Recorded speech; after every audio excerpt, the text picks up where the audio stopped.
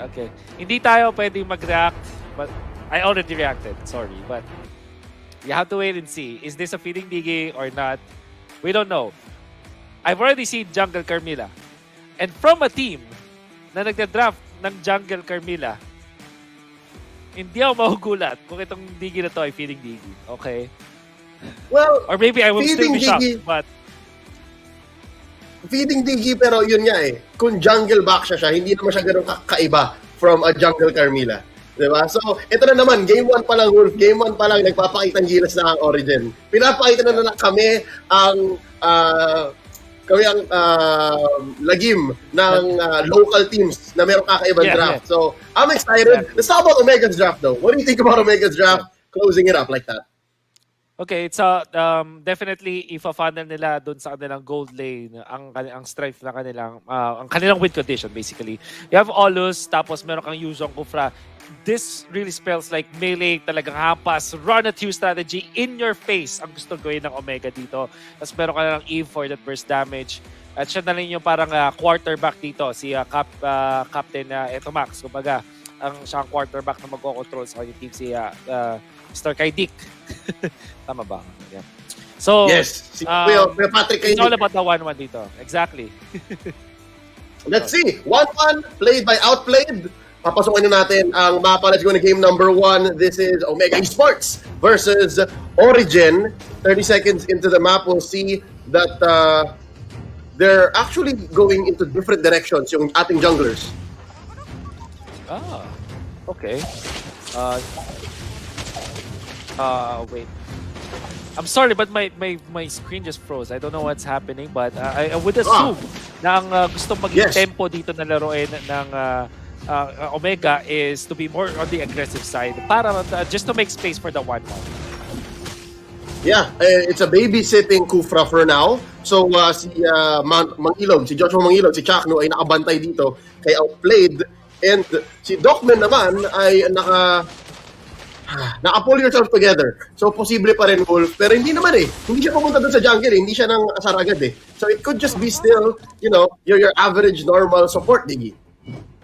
Okay, so I have reconnected now, and ang masaya dito ay nakita ko agad na si Docman ay nakadigi na pull yourself together and Aegis, tapos nakatambay siya dito sa top lane, which means na ang idea ng Origin Esports is to also make babysit their gold laner din. So halos parehas, but yung Smart Omega's composition mas late game centric. Para sa Origin Esports, medyo nasa mid game sila kung saan magsasabay-sabay yung power spike ng glue, back siya as well as the clip, at meron silang digi para pigilan yung talo ni Chaco. So interesting approach mula sa Origin. Yeah, not to mention yung bilis din ng rotations nila. Lalo na't meron kang easy out with the Time's Journey. Tapos yung bilis pa ng galaw ng isang backsha. And yes, I believe Wolf, tama ka. Eventually, it is Shoko who's playing in the post 4 role, parang ala Hatred or Haji Cho. Tapos ngayon, ang jungler nila ay si CJ. Oh, okay. Nice jump in. First blood drawn by Mangilog, pero hindi naman ganun kasama yun. Still, Origin keeping this gold lead very, very small for Smart Omega. Pero convert into a turtle across the map. They're gonna collapse here. Eto, maksinimulan! Kapitan Kaidik with that extra shield. Hindi pa natapos, hindi pa napatay. Si Docmanatics mag-ingay. Sent here, trying to survive. Mapapatay niya pa ba si Outplayed? Sagot, hindi na. All the kills going over to Chak Mamba. Pero ito na, Choco, Rail the Dragon, full-on combo. Eto, burn flicker. Bouncing ball, Chak, protektahan ng kanyang kapitan. There's that prism, there's that crystal. Mabubuhay pa ba? Sagot, hindi na. Kaidik po. Oh. Sobrang ganda na sana na ginawa doon ni Docman. Unfortunately, set overstay. Wala naman din siyang choice because they're under the real-world manipulation. So, very big kudos to the captain, Etomax. Ayun, nakuha nila si set. And the worst thing about this is dalawang gold lane siege minions ang na-miss out ni Seth. And sobrang laki doon in the early stages of the game. Dalawang cart. So, maganda rin ang timing ng Smart Omega. They understood what they were trying to do. And I think even in real time, yung action ay nandito pa rin sa top lane. Lipat tayo sa mid. And our junglers are just farming. No, Lodis, Yeah. si Ryzen, ang bilis, Wolf. Wind Talker agad, no? Talker. Wow. Sa mabilis na Winter para kay Ryzen after, actually not getting any kills, but ayun. Ang interesting dito, naka-heptasis na rin si Choco with the high-end dry and Dockman. Naku po, napasama ng check. Oh, Undying Fury with the Time's Journey. Hindi tatamaan, pero nag-trigger ang crossbow tang. Ayun na isang knock-up. Meron pang target sa tumatama kay CJ.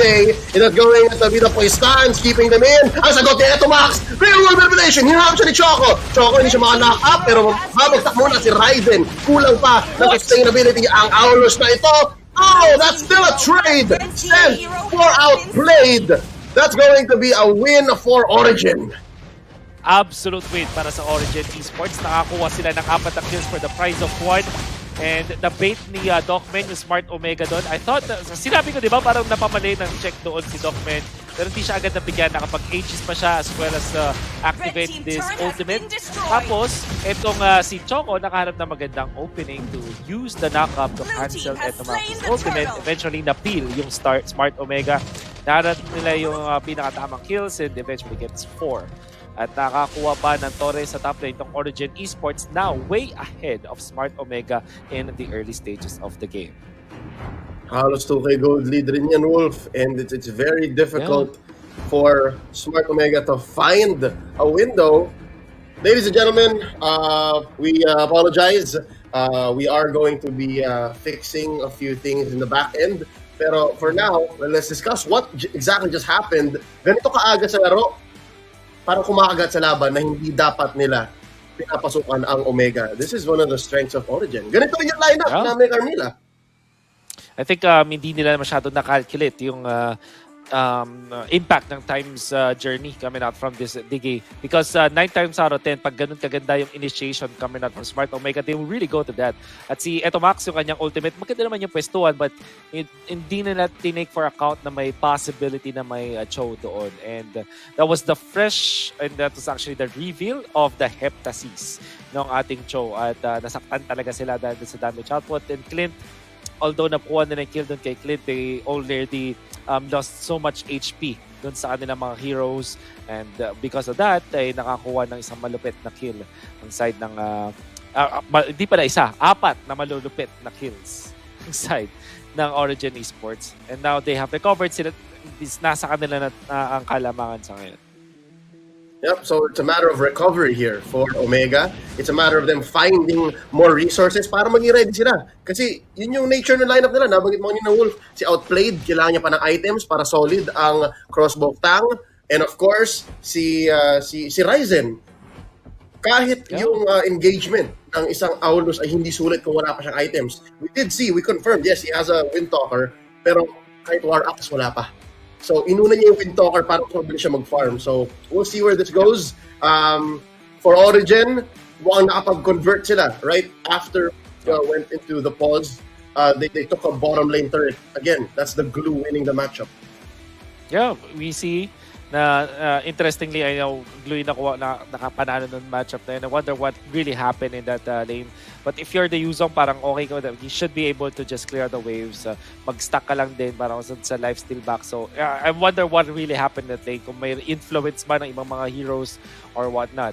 Now, when we talk about the Olus, yun yung interesting kasi I always feel na War Axe is made perfectly para kay Olus. Para siyang yung item na yun ginawa para kay Olus eh. Isa sa mga, parang pare sila ng passive basically. Right?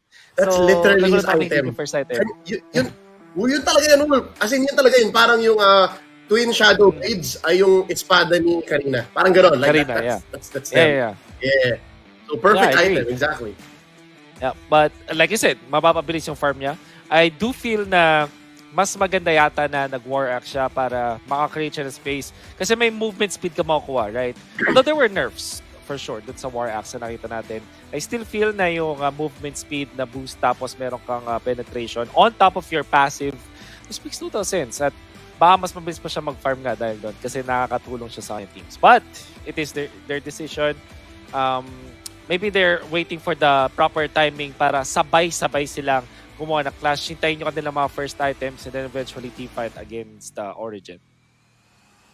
Which, again, yung lineup nila napaka-unorthodox pero gumagana eh. Perfect. Like, yung hero ni Doc Men, yung Diggy. Hindi na items. Yun na yun. Yung kit niya ay yung binibigay niya for the first 10 minutes. Kahit ganyan lang gawin ni Doc Men, basta pumapasok yung Omega sa gustong gawin ng Origin, ay mananalo at mananalo sila. So, yesterday, na-figure out ng Onyx na, ay, wag ganyan. Don't. Alright? Kamuntikin kami, pero don't. This time, Omega, it's their turn. Kailangan nilang hanapin yung moment na sabing, guys, ito yung tama. So, tingnan natin, it's going to be a rough road. At what time do you think Omega is gonna get by? I think if we go back into the map, nasa 4 or 5 minutes na tayo. At what point is there a timer, Wolf, na pag sinabi natin, it's Omega time, ilang minutes yun? Yeah. Maybe 8 to 9 minutes actually. Or if they do find the fights. But if not, at makontrol siya ng Origin, this will come later, so much later on, kung saan maganda na yung farm ng isang 1-1 at kaya na niyang patayin si Baksha. Which we saw in the fight na nakakuha ng 4 kills ang side ng Origin. Tumagal doon si Baksha. In fact, I think he came out alive, di ba? Parang even after going too low. And alam naman natin na Baksha, it's all about sustain. But in the presence of a 1-1, kaya niyang mag-deal enough ng damage para mapatay yung Baksha, right? So that's what we're waiting for. Have enough items, maybe get Demon Hunter Sword or own Wind Talker para doon after the corrosion site doon sa 1-1.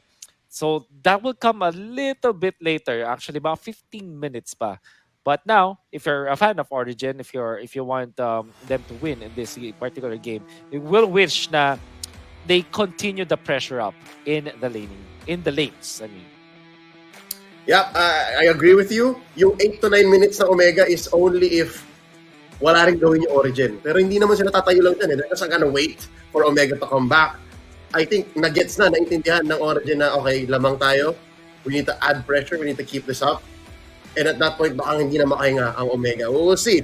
Hirap si Chak Mamba. Although, this is his comfort hero, kailangan lang sumunod ng mga kampi niya. Kailangan nilang hanapan ng entrada. Pero yun nga war flashbacks. Yung Digi talaga. The Digi just stops a lot of what Omega puts on the table. Yeah. There's another side to it though. Yung mga times na ang Digi ay ginagamit to 100% counter yung mga Kufra, mga Grok, mga Akai. That was a sight to see. Tsaka yung mga tipong Digi plus Kimi or Digi plus a Marksman na sobrang lakas sa laning stage nung duo na yun tapos makakakuha sila ng push. I would love to see that too. At dahil nasa kanila yung glue, meron silang pang peel dun sa may backlines. They also have Eve for zone control. So, actually yung Eve ay nasa kanilang team. But yeah, you know what I'm trying to say, right? May zone control mula dun sa kanilang glue. Tapos meron kang pang peel through the Cho. It will be a sight to see. Parang pwede tayo makita ng isang systematic gameplay from this team. Yeah, and again, this is very promising. If a team like Origin can make these kinds of lineups, who's to say na baka ma-inspire yung mga makapanood sa kanila. And that's what makes this national team selection tournament all the more important, no? So doon sa mga nangangarap at na-inspire, na-motivate ng mga napapanood nyo dito, well, that's why this is the best of the best. That's why we're trying to find out who will be joining the new generation of SIBOL that will represent our country in this year's international tournaments. Wolf, it's just a matter of time. We're just figuring things out. We're fixing it in the back end. I've gotten word. Game na, balik na tayo. Let's see what's happening here. This is Omega versus Origin. 7 minutes na rin pala nakalipas. 7 minutes in, and all tier 1 turrets gone for Omega. That's massive. Nakuha nila yung control dun sa may mid. Maybe another pause actually. As it seems like si Choco ay hindi na paggalaw. Okay, so ayusin muna natin. Of course, we want our players to have the best experience and compete at their most comfortable. So we're gonna work that out first. You were mentioning something about Choco. Yeah, hindi siya gumagalo na, pero gustong-gusto ko yung kanyang decision na after getting the bare boots, di ba, sa position 4, around the 3 minute 30 seconds timer, nauna pa nga siya doon sa Olus na makakuha ng first item niya. So, straight up, naked boots, tapos kuha ka ng Heptasis. Tapos gumawa agad siya ng play afterwards. Nakakuha siya agad ng isang kill. Which, to me, sobrang maximum value nung flash farming mo bilang isang mid laner. So, ang taas ng value nun. Eventually, i-upgrade niya yung boots niya, tapos kuha siya ng Blade of Despair, at masusulit niya yung tempo na pwede yung paglaro. Kumbaga, he's wasting no time. And that's why, to me, ito yung mga mark of a good mid lane na Cho players. Parang hindi sila nagsasayang ng oras. Yeah. And again, napaka-impressive nito lalo na kahapon, si Choco ay ang jungler ng Origin. Ngayon, siya ay nasa post 4. Dahil pumasok si CJ to play this interesting lineup na merong back siya, jungle. Always dangerous. Choco is always going to be part of our meta. He's always around for as long as I can remember. So, ganun ka-importante si Cho. Ganun kalakas ang hero na ito. And again, just by mechanics and just by the timings, kahit si Ryzen na jungler ng Omega, kailangan niya humabol. So napakadelikado nun, and I think, I hate to go back to it, pero yung decision niya na make up ng ganong klase item is, siguro nga rin kasi naintindihan niya kailangan nilang bilisan, kailangan nila sumagot din sa laban. So instead of the fixed penetration, movement speed, and damage, pinili niya yung splash na mayroon ang isang Windtalker and built-in movement speed para hindi siya makaya. That's just a thought, maybe, right? Yeah, maybe. That's a valid approach, di ba? And again, ito mga teams na to, obviously meron tayong alam na standard na item progression or item build order. But it will vary from time to time kapag meron kayong set plays. And in the lower bracket, lalong-lalo na Omega is fielding a team na itong lineup na to, this is not necessarily their final lineup. They prepared for this para hindi sila matanggal at meron sila mga set plays. And I'm sure na itong Olus 1-1 nako, lalong-lalo na sa speed na pag-pick nila ng mga heroes na to, it just means na meron silang nakaplano for sure. Well, tingnan natin kung mag-unfold nga ba para sa kanila ang plano nila, if it's going to be to their benefit as we go back into the game this time around. Let's see. Oh, quick turtle take here. Hindi ko makita kung saan napunta. It's Origin. Yep, it is indeed Origin. Merong shield si Clint at alam natin na distribute na yung mga shields na yan all throughout your teammates. And so far, under 8 minutes, Lord coming in about 2. Naging 4K. Almost 5K na ang gold lead ng Origin Esports. So ito nga, Wolf, mahirap mag-extend ang Omega time. Kasi Origin's keeping the pressure on. And there's the War Axe that we're looking for. But what? Wait! Blade of Despair. Kay Choco. Na may Heptasis. 5.7k ang mid laner. At si Ryzen is 4.7k. Okay. It's both hirap si Ryzen and ang bilis lang mag-flash farm talaga ni Choco.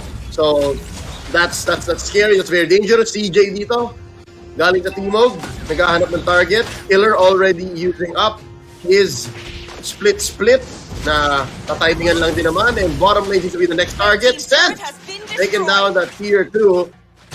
Smart Omega, nararamdaman mo dito talagang play safe sila. And they can't afford any more losses. Yup. 3-0 into pala dito si Choco, kaya naman pala ang taas na kanyang farm. And can, again, utilize this spike. Pwede niyang i-go si Outplayed. Although si Outplayed ay merong cleanse mechanic to remove 1 debuff, but that will only account for 1. So pwede ba siyang i-wave the dragon afterwards? But we'll see. Indigo, map control para sa Origin Esports. Well done. I think they're waiting for the next Lord to appear. And we might see them just destroy Smart Omega with it. Now, Smart Omega, nagsastruggle sila para lang makuha yung kanilang sariling buff. And sa hirap ng buhay, they have to leave it. Sa hirap ng buhay, they have to protect so many parts of the map na sobrang libre para sa Origin ngayon. Ang 940 second Lord. It is not enhanced by any means. It's as close to the first form of Lord as it gets. Pero may enhanced pa rin na minions, and chances are matitrigger pa rin nila yung blast no isa sa mga inhibitors ng Omega. So the next pushes are gonna be stronger. Double dominance ice pick up for Smart Omega. Is that gonna be significant here, Wolf? Is that a spike? Yeah, is it a spike? Maybe, yes. Pwede silang makapanalo ng isang team fight because of it. As long as they start it now. It's decent laban sa glue tsaka dito sa Digi in a way tsaka syempre sa back siya. So magandang pang front line para Smart Omega. At the same time, nakakadagdag yung parang pagkailang ng isang clip because of the minus sa back speed. And look at this bait by Docman already popping the Time's Journey. At yung sasakyan ni Killer si Eto Max Kapitan Kaidik Falls. And just like that, libreng-libre ang pagpasok at pag-take ng Tier 2 sa mid. Top lane, sasabog ang inhibitor, shield on, and Lord still standing. Killer nilang natitira, makakapag-clear naman ng Omega. And just like that, they still have waves. Off-cam shutdown onto Choco. Napakadaming pair nun para kay Ryzen. And that's going to be Sent not finding the kill. Kamuti ka na si Ryzen. That's a small win. I think that's a small win for Omega. Yeah, for sure. They just scattered at the di ganun ka-organized ang push nitong Origin Esports so that they will not get anything. Baka mapunish pa sila. Oh, look at the placement of Outplayed. Nakaisa, popping the crossbow of Tang, Immortality on CJ as well. 3 for none across the board. May naka-respond na doon. But just like that, a massive win for Smart Omega. Keeping their mid lane inhibitor. Wolf, sobrang liit na nung HP nun, pero okay pa. Yung malupit pa daw yung mga shutdowns na napunta sa important heroes. You see now, Outplayed is 2-1, 3-1 and 2, tapos Ryzen is 2-1 and 1. It's a lot of gold going back para sa side ng Omega, Smart Omega. Yep, and now they're gonna try to make some leeway on the map. Pinapressure nila itong mid lane, si Docmen lang at saka si Killer ang nandito. Also known as Archie. Bottom lane, hindi naman mapilit ni Ryzen. Iniwan niya na lang yung wave and they'll find room later on. Top lane, minamanage na lang ng Omega. So they're still in damage control mode. Alam nila nakabawi sila ng slight, pero not yet in control. Yep. Maganda pa rin para sa side ng Origin Esports. Fortunately for them though, ay medyo nakahinga yung Smart Omega. Interesting na item of choice para kay CJ. Kumuha agad siya ng casual Dreadnought armor para din sa mga maraming flurry na attacks ni Outplayed na 1-1. And also went for the Winter Truncheon para instant cancel doon sa crossbow. And that is definitely good kasi alam natin na siya yung pagsastakan talaga nitong isang nitong 1-1 so that in clashes, if the ultimate is popped by this 1-1, at least siya yung tatake and you can just totally negate it by this Winter Truncheon purchase. Yep, a lot of timing that Smart Omega have to consider para mabawi sila. And off camera, that's it! Ryzen has found his spike, nanalo na siya. And that's the Mamba finding one! Full-on combo, real revelation, pati Black Dragon form. And now it's Killer walking away out of this. Renzio, napaganda na spacing yan. Hindi pa rin kamit yung kanyang Petrify. So this is gonna open up this mid lane tier 1. As well, bottom lane, nahihirapan ang Origin, napigilan si Ryzen at tuloy ang pag-atake nila. Killer goes down, Docman goes down, Sent and CJ na lang ang nandito. Hindi naman nakatayo ang tier 2 nila. Si Ryzen nag-aantay, hindi siya nakasama dun sa teamfight na yun. Instead, it's gonna open up this free Luminous Lord almost 14 minutes in. Napakaganda pwesto mula Smart Omega, popping all their ultimates at once, and that meant yung Origin Esports ay umuwi. Tas ang natira sa may mid lane CJ, the lack of mages on Origin Esports meant na may nahirapan sila sa wave clear. At ang ganda ng pwesto din ni Ryzen to try to cut the backlines, and now they're on a big lead. Ito na yung power spike. Starting with the Undying Fury plus the Black Dragon form. Napag-petrify na doon si Renzio. Down goes CJ. Kahit anong kunat mo ba? Kapagtaka sa collapse ng Smart Omega. Real Revelation keeping them down. They get to Sent as well falls. And just like that, nahanap na nga ng Smart Omega yung kanilang window, yung kanilang power spike. And it is being felt in full swing by Origin. Top, mid, bottom. That's where the Luminous Lord is at. May mabubutas ito, Wolf. That's it. Mid lane inhibitor goes down. Killer falls as well. Naamoy mo na ba? Undying Fury, Docman ang susunod. Nilagang Digi, ladies and gentlemen, plus the base and the wipeout. Just like that, Smart Omega comes back strong, taking game number 1.